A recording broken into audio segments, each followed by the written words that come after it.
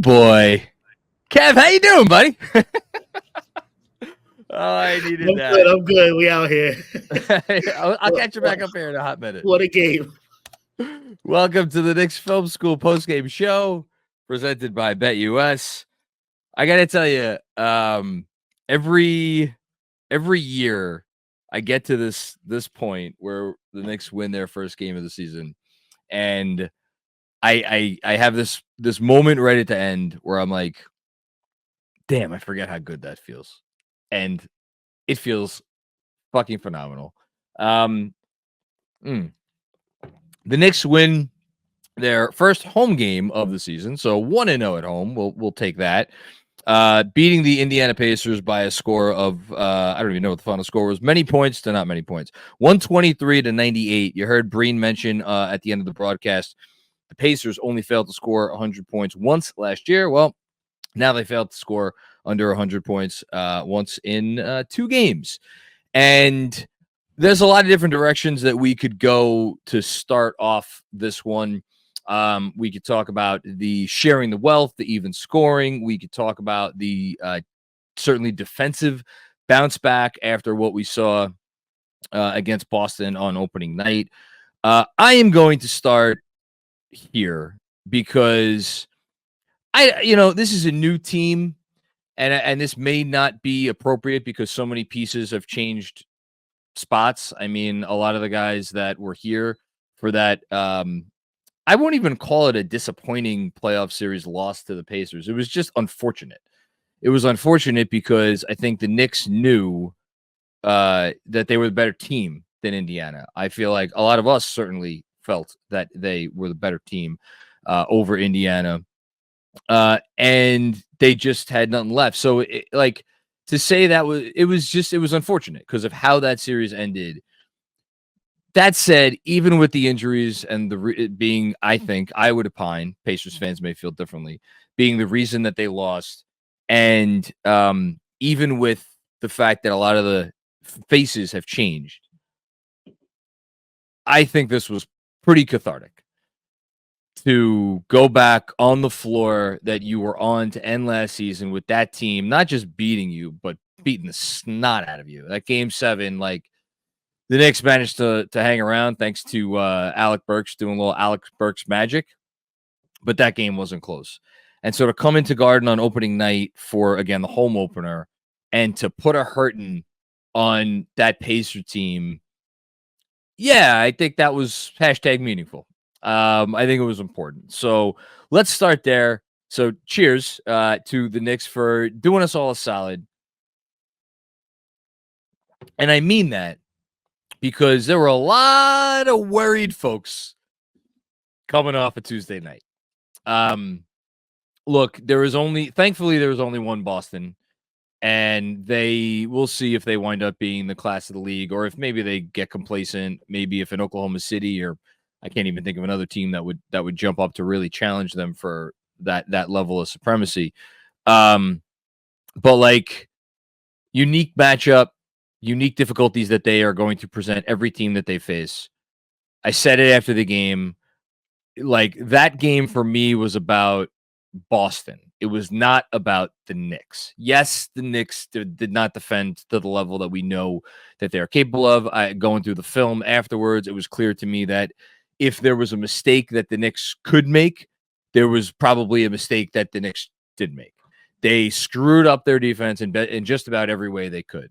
So to come back from that and to put forth a performance tonight, which I think was more than anything defined not just by a high level of defense, but I said this at halftime. Shout out to all my Knicks Film School newsletter subscribers on Substack who joined me for the halftime Zoom, our 5th year doing halftime Zooms.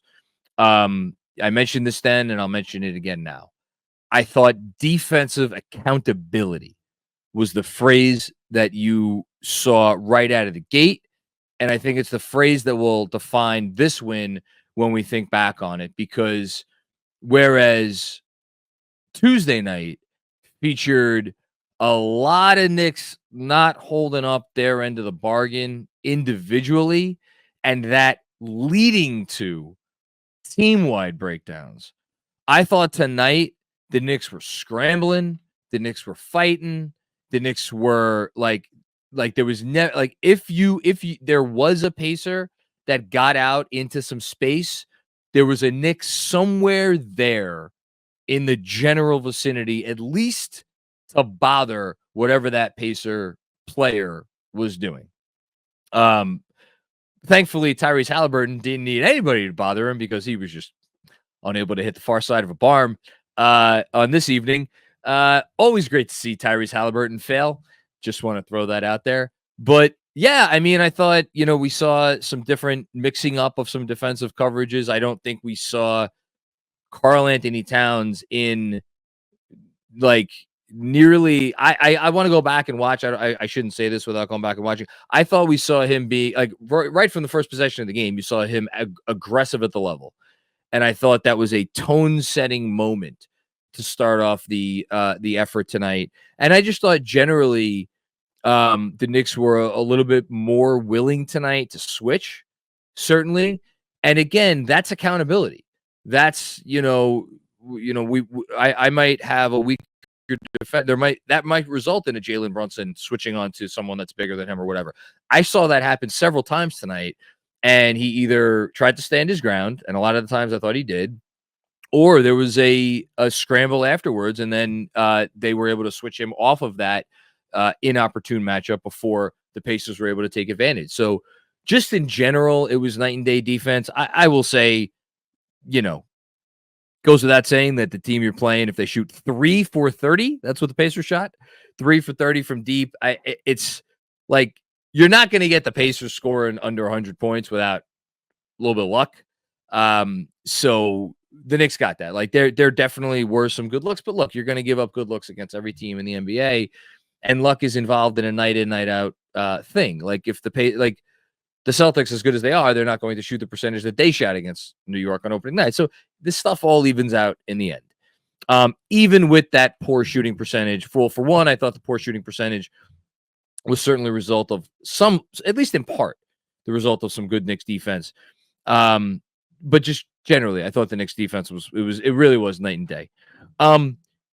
Here's maybe my favorite part of tonight. We saw a Knicks team that put up 123 points, and they obviously took their foot off the gas, putting in the subs at the 6-minute mark of the fourth quarter.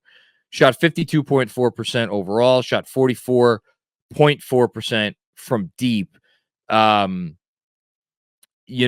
And four players obviously scored over 40 points. We're going to talk about those players individually as the show goes on. But I still feel like they have a lot of room to grow on offense. I tweeted this out early. I said it at halftime. I'll say it again now. This feels like a team of a bunch of guys at times tonight that were working hard to accommodate the offense as a whole, and as opposed to maybe doing what comes a little bit more natural to them. The funniest part of that is the guy who was probably doing what, at least by his track record, you would define as the most unnatural thing, again, based on that track record, was Josh Hart. Josh Hart was the second leading shooter on the Knicks tonight as far as field goal attempts. Jalen Brunson led them with 19 shot attempts. Second was Josh Hart with 15, 8 for 15, had a 20-point double-double on, and he seemed like he was hobbling. I mean, I'm sure he's fine. We could probably talk about that, but he was the only one that I thought was really, truly aggressive from the outset, really taking every shot that he had an opportunity to take. I thought the other guys were like, all right, let me kind of find my way. As the game went on, I thought things became a little bit more natural. And within that period of getting more comfortable with each other, the thing that pops off the screen, and you could highlight any number of screenshots that show this. I know Andrew Claudio sent one out earlier tonight. The spacing that they have to work with I'm still not used to it. And yes, it is all attributable to Karl-Anthony Towns as opposed to a traditional 5. And as long as they are going to have Karl-Anthony Towns at the 5, like, this is just, and it's like, it almost feels like, someone that like got, it's like if you're playing a video game and you've like unlocked like a whole new world, and it's like you're like, oh my God, what do I do first? Like, where do I go explore first? And I think that's the part for me watching that it feels like they are still getting used to. It's like, oh my God, how do we take full advantage of all this space? Now, that said, you saw definitely some ways that they did, and I think the first guy who you point to in that respect is Mikal Bridges. And boy, oh boy, was it nice to see Mikal Bridges look like Mikal Bridges tonight. Came off of opening night and certainly the preseason with a lot of concerns about his shooting form. What does he go out there and do? Goes out there and scores an efficient. I think he was 4 for 5 in the first half, all on these little mid-rangers, which is a shot that he loves. Got more comfortable with the shot. Comes out in the second half. What does he do? Goes 2 for 3 from 3.